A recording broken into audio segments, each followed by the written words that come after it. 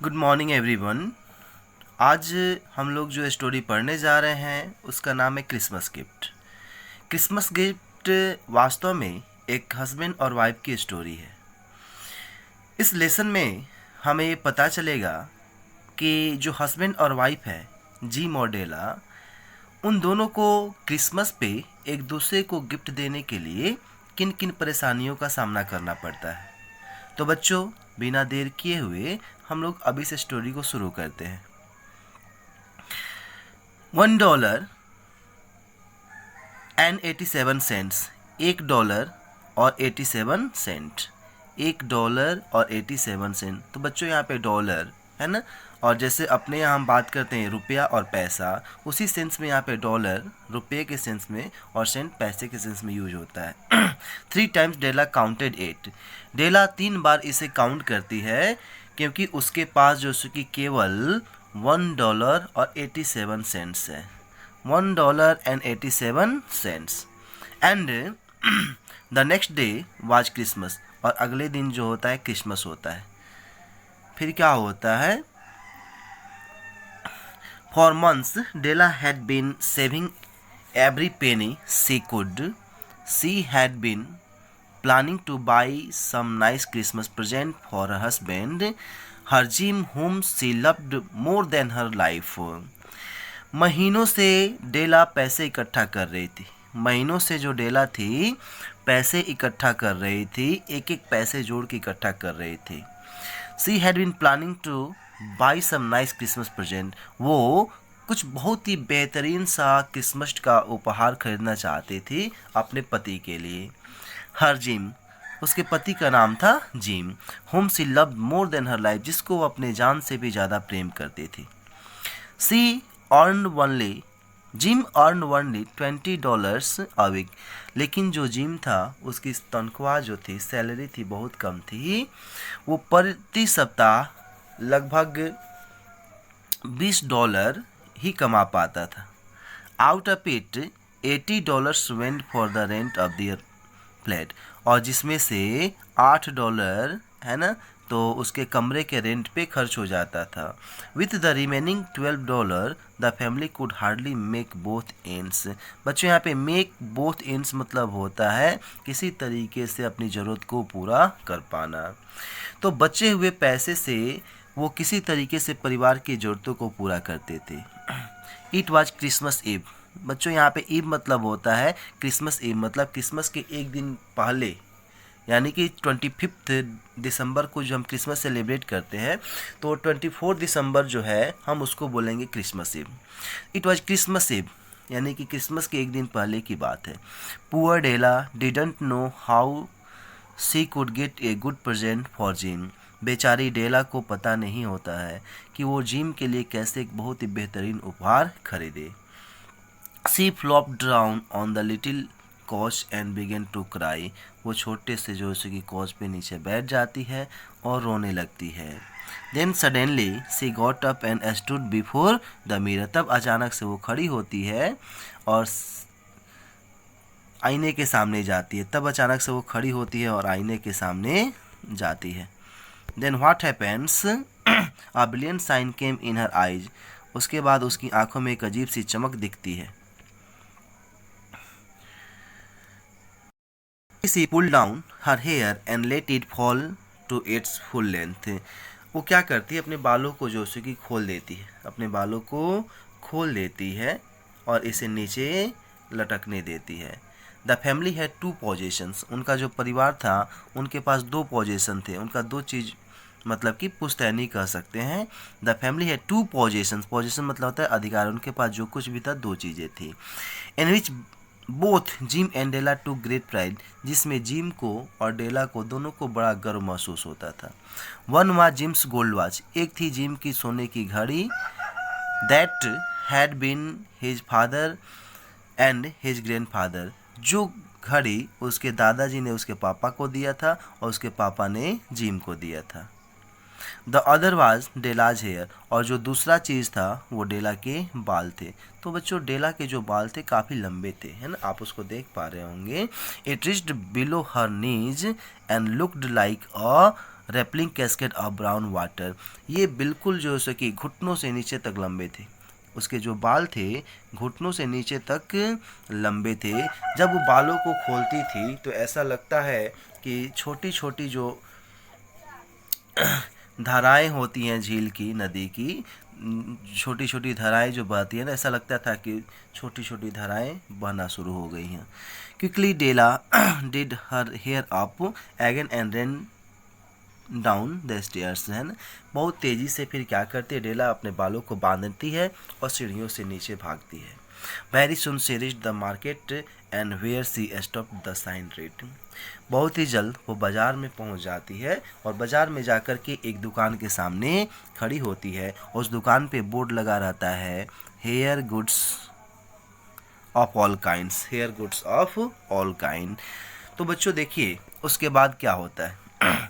Della stepped in and asked will you buy my hair. Della उस दुकान में अंदर जाती है और पूछती है कि क्या आप मेरा बाल खरीदोगे। Take your hat off let me have a look at it said the lady in the shop. तो जो दुकान में लेडी रहती है वो कहती है काम कर, तुम अपना कैट फटाओ और मुझे तुम्हारे बालों को देखने दो। Down ripple the down cascade. फिर जब वो अपने सर से कैप को हटाती है और बालों को खोलती है वो नीचे तक वैसे ही जैसे नदी की अलग अलग धाराएं बहती हैं, लहरें बहती हैं, नदी की लहरों की तरह जो सी वो नीचे तक फैल जाता है। $20 सेड द वुमन। वो औरत कहती है कि तुम्हारे बाल का मैं $20 दूंगी, $20। Then what's happen, it give it to me quick said Della. तब डेला ने कहा कि जल्दी से इसे मुझे दे दो। Now Della went from the store to store looking for Jim's present. अब डेला एक दुकान से दूसरे दुकान में जिम के लिए गिफ्ट खोजने के लिए भागती रहती, घूमती रहती है। सी फाउंड इट एट लास्ट। और अंत में उसे उसकी पसंद का एक गिफ्ट मिल जाता है। It was a platinum chain simple in design but beautiful. ये एक प्लेटिनम का चैन होता है जो डिज़ाइन में सिंपल होता है परंतु ये बहुत ही सुंदर होता है। As soon as she saw it she decided Jim must have it for his gold watch. और जैसे ही वो इसको देखती है उसको मन में ये विचार आ जाता है, वो फैसला ले लेती है कि इस चीज़ को जिम बहुत पसंद करेगा, क्योंकि जिम के पास जो घड़ी है पुरानी उसमें उस चैन को यदि वो लगाता है तो उसको बहुत अच्छा लगेगा। Gym had never like the old leather strap on his watch. क्योंकि जिम को कभी भी उसके सोने की घड़ी में जो चमड़े का फीता लगा हुआ था उसको पसंद नहीं आता था। Della got the chain for $21 and hurried home with the remaining 87 cents. अब डेला क्या करती है, उस चैन को $21 में खरीदती है और बचे हुए 87 सेंट के साथ जल्दी में घर आ जाती है। She got out curling irons and lighted the gas. अब घर पे आकर के अपने कर्लिंग आयरन मतलब बच्चों होता है जो बाल को घुमाने के लिए, कर्ली बनाने के लिए जिस हम रॉड का प्रयोग करते हैं उसको गर्म करती है। With in 40 minutes her head was covered with tiny curls. और 40 मिनट के अंदर ही उसके सर के ऊपर छोटे छोटे कर्ल्स मतलब क्या होता है बच्चों, जो घुंघराले बाल होते हैं ना। तो डेला ने अपना बाल बेच दिया था और बेचने के बाद से जो से उसके सर पे जो छोटे छोटे बाल बचे हुए थे उसको घुंघराले बना लेती है। सी stood before the mirror and looked at her self. अब वो आईने के सामने खड़ा होकर के अपने आप को देखती है। With her curl she looked a naughty boy. और घुंघराले बालों के साथ वो एक बिल्कुल नॉटी बॉय की तरह दिखती है। फिर क्या होता है उसके बाद बच्चों, at 8 o'clock the coffee was made and the frying pan was ready to cook the chops। जब शाम के 8 बजते हैं तब कॉफ़ी तैयार किया जाता है और frying pan was ready to cook the chops। और चॉप्स मतलब होता है बच्चों जो मीट के बड़े बड़े पीस होते हैं ना, उनको बोलते हैं चॉप्स। और चॉप्स पकाने के लिए पेन तैयार रहता है। Jim was never late, Della took the platinum chain in her hand and stood near the door. Jim कभी लेट नहीं होता था, जिम के आने का रोज का समय निश्चित होता था और इसीलिए जो डेला थी हाथों में अपनी प्लेटिनम का चेन लिए हुए दरवाजे पर खड़ा होकर के उसका इंतजार करने लगती है। Soon she hear Jim's steps on the stairs below. तभी डेला को जिम के कदमों की आवाज़ सीढ़ियों पे सुनाई देती है। She turn white in fear and prayed.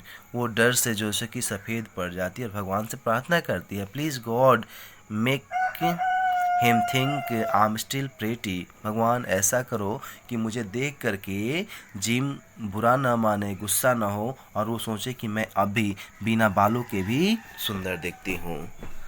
Then what's happens that the door opened and Jim stepped in। अब क्या होता है, दरवाज़ा खुला और जिम कमरे के अंदर आया। He looked thin and very serious। वो बहुत ही दुबला पतला और बहुत ही सीरियस दिख रहा था। Poor fellow, he was only 22 and was already burdened with a family। बेचारा अभी वो 22 ईयर्स का था और इसी उम्र में ही उसकी शादी हो गई थी और उसके ऊपर परिवार का भार पड़ गया था। He needed a new overcoat and he was without gloves. उसको एक नए ओवरकोट मतलब होता है बच्चों जो हर एक कपड़े के ऊपर से जो लंबा घुटने तक लंबा कोट पहनते हैं ना, उसको ओवरकोट बोलते हैं। तो उसको एक ओवरकोट की ज़रूरत थी और ओवरकोट के साथ में उसको एक ग्लोव की भी ज़रूरत थी। जो हाथों में दस्ताने हम लगाते हैं ना बच्चों, उसको ग्लोव्स कहते हैं। Jim stopped inside the door. His eyes became fixed upon Della. It seemed as if he had turned into a statue. अब जब जिम अंदर आया है ना और अंदर आकर के रुका, तब क्या होता है, उसकी आंखें जब डेला के ऊपर पड़ती हैं, इट सीम्ड एज, ऐसा लगता है कि वो बिल्कुल मूर्ति बन गया हो। बच्चों यहाँ पे स्टैचू मतलब होता है मूर्ति। ऐसा लगता है कि बिल्कुल वो मूर्ति बन गया हो। Jim darling she said, don't look at me like this. तब डेला जिम से कहती है, जिम डार्लिंग तुम मुझे ऐसे ना देखो। I had my hair cut because I could not live without giving you a Christmas present. तब डेला ने कहा कि तुम मुझे ऐसे न देखो, मैंने अपने बाल कटवा दिए क्योंकि मैं तुमको बिना गिफ्ट दिए क्रिसमस के दिन नहीं रह सकती। You don't know what a nice gift I have got for you, now से मैरी क्रिसमस, है ना। तुमको पता नहीं कि मैंने तुम्हारे लिए कितना सुंदर गिफ्ट खरीदा है। चलो अब सब कुछ छोड़ो और बोलो merry Christmas. Then what's happened? Then Jim says your hair is gone. तुम्हारा बाल जा चुका है, तुम्हारे पास बाल नहीं है। Sold not and gone, it went for you. Boy don't you like me just as well I am me without my hair and try. तब डेला कहती है, गए नहीं है, मैंने बेच दिए हैं, है ना। वो मैंने अपने बालों को बेच दिए हैं इसलिए वो चले गए हैं। It went for you boy, बच्चे, है ना, बाबू, ये जो बाल है ना मेरे आपके लिए गए हैं। क्या आप मुझे ऐसे पसंद नहीं करोगे? क्या आप मुझे छोटे बालों में पसंद नहीं करोगे? अरे बिना बालों के भी मैं ही हूँ ना। बिना बाल नहीं होता क्या हुआ, लेकिन मैं तो हूँ। Then what happens? Jim seemed to wake up as if from a dream। तब ऐसा लगता है कि जिम सपने से एक बाहर आता है। He drew a packet from his overcoat pocket and threw it upon the table। तब क्या करता है कि अपने ओवरकोट पैकेट से, है ना, ओवरकोट के पैकेट से जो से कि कोई एक डब्बा निकालता है, एक पैकेट निकालता है और उसको जो है सो कि वो टेबल की तरफ फेंकता है। Della dear, he said, your hair cut won't make me love you any less. और डेला, जिम कहता है डेला से कि डेला तुम्हारे छोटे बाल, है ना, की वजह से मैं तुमसे कम प्रेम करूं, ये संभव नहीं है। But if you unwrap that packet, you will see why I was lost a while at first. लेकिन जब तुम इस पैकेट को खोलोगी तब तुम्हें पता चल जाएगा कि मैं कुछ समय के लिए क्यों सन रह गया था, है ना. Della at once tore open the packet. A stream of joy came, but it quickly changed into tears. तब क्या करती है डेला, उस पैकेट को खोलती है, उस पैकेट को फाड़ती है और जब खोल करके देखती है कि उसमें क्या है ना, वो खुशी से उछल पड़ती है. लेकिन शीघ्र ही उसकी ये खुशी आंसुओं में बदल जाते हैं. शीघ्र ही उसकी ये खुशी आंसुओं में बदल जाते हैं. Then what happens that months in a shop window,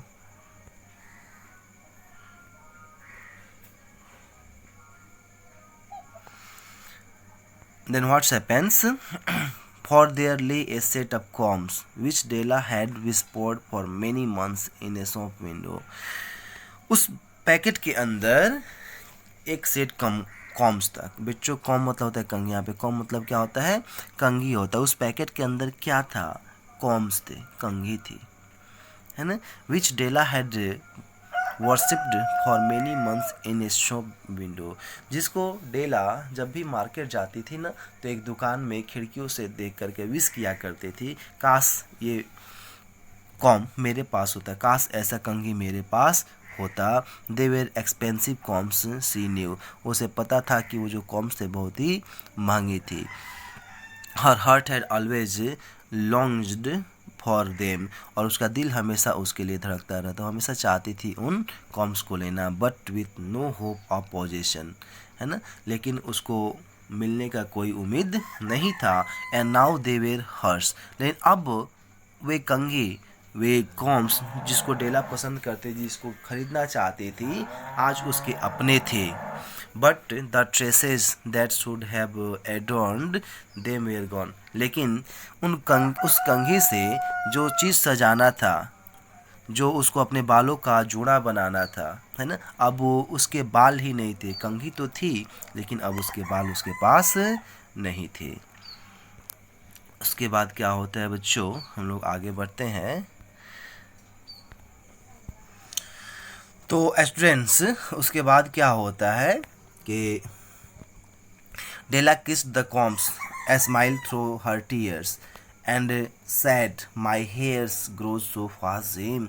अब डेला क्या करती है कि उन कंघियों को किस करती है और अपने आंसू को छुपाते हुए मुस्कुराती है, अपने आंसू को छुपाते हुए मुस्कुराती है और कहती है जिम से कि मेरे जो बाल हैं बहुत जल्दी उग जाते हैं, मेरे जो बाल हैं बहुत तेज़ी से बढ़ते हैं, तुम चिंता न करो. Gym had not yet seen his present. परंतु जिम ने अभी तक अपना उपहार नहीं देखा था जिसको डेला खरीद करके लेके आई थी. Della held it out to him on her open palm. Della ने इस गिफ्ट को जिम के हथेलियों के ऊपर रख दिया और कहा, इजंट इट लवली जिम, कि क्या ये प्यारा नहीं है Jim. I hunted all over the town to find it. मैंने पूरा शहर छान मारा इसको खोजने के लिए, तब ये मुझे मिला. गिव मी योर वॉच, तुम मुझे अपनी घड़ी दो. I want to see how it looks on you, मैं देखना चाहती हूँ कि ये तुम्हारे ऊपर, तुम्हारी घड़ी के साथ ये जो चैन है कैसा दिखता है. Instead of obeying gym tumble down on the coach, है ना.